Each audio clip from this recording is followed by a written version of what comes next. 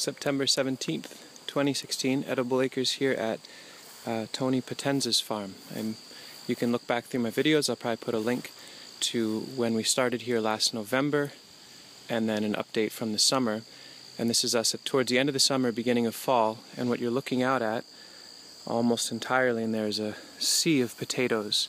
And I just started harvesting them. I feel like they're going to be able to grow a little longer. They're still green, so I'm trying to pull weeds and get more mulch spread around.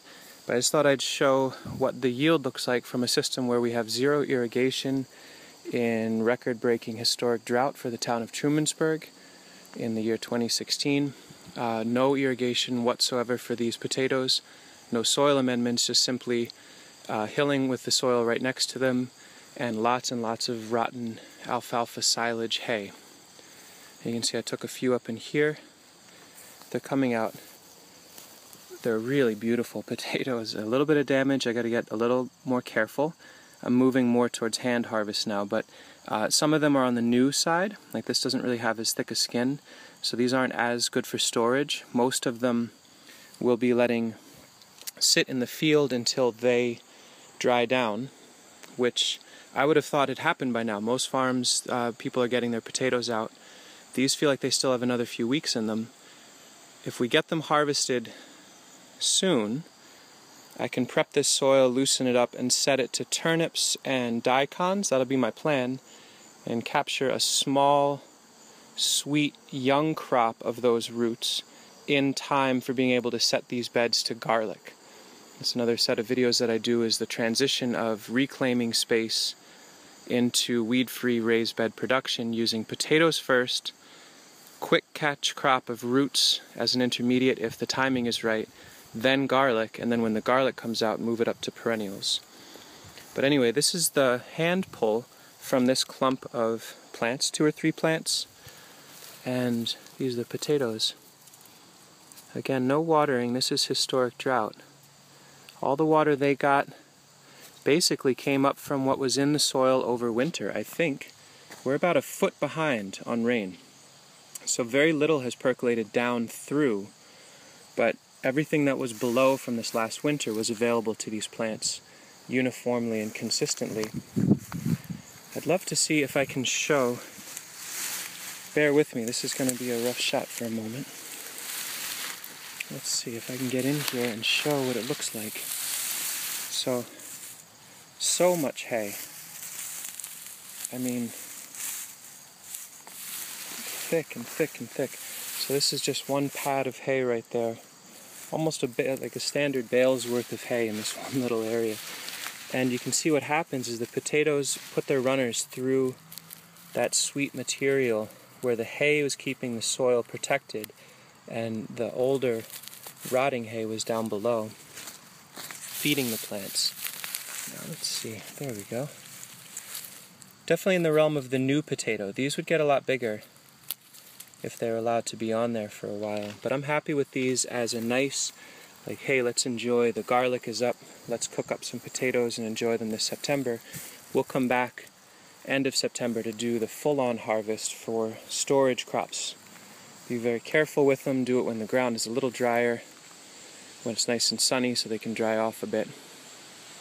I'm going to hope for a literal ton of potatoes out of this space. 70% of the potatoes planted in here are saved seed from our root cellar. The other 30 are 2 new varieties, 25 pounds of russet, 25 pounds of all blue from high mowing seeds in Maine or Vermont. And very much looking forward to locking it down and having just potatoes growing from our own seed and using them to pioneer new garden spaces. Some other quick highlights. Golden amaranth standing on its own there. What a monster seed load that's going to give. Off in the distance, 8, maybe 9 feet. They topped off at about 9 feet. Those are an antique or open pollinated ancient flint corn. You can see cabbages are booming. Got some acorn squash to harvest over there.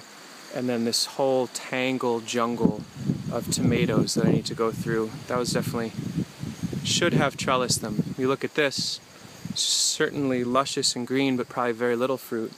And then my good friends Liam and Sylvie where they've got trellising, and they're actually keeping up with them and pinching them and all that. They've been canning and canning and canning for weeks on end here. So definitely worth putting in the management. Anyway, that's a side story. Main story is potatoes for the win in a no irrigation, historic, record-breaking drought, hand-powered, low-cost way of farming at scale using permaculture principles. Considering the debt involved in starting this farm, this is a very, very profitable farm venture if we were to sell these potatoes. Our model says we harvest as many potatoes as we need for ourselves, to share with family, to barter with friends, to barter with strangers, and then sell when there's excess there. So it kind of adds layers of cushion and social connection, and then eventually selling if needed. Thank you for watching. I hope this whole series, this whole year has been just so pro-mulch that folks get excited to try it for themselves. I've been just so pleased with it. Anyway, take care. Tiny bonus video here. I was rummaging around that last one and had very little to show for it. I just started pulling on this one big plant here just to give you a sense of what it looks like to harvest. Nature is so just obscenely abundant. You work with the patterns and keep it protected. That's a lot of potatoes off that one plant, and then I look in and here are two different varieties hanging together. I mean, that's a potato stew for 4 to 6 people. When they're really nutrient dense and beautiful like this, they go such a long distance. And if these are cured properly, these feed us until May.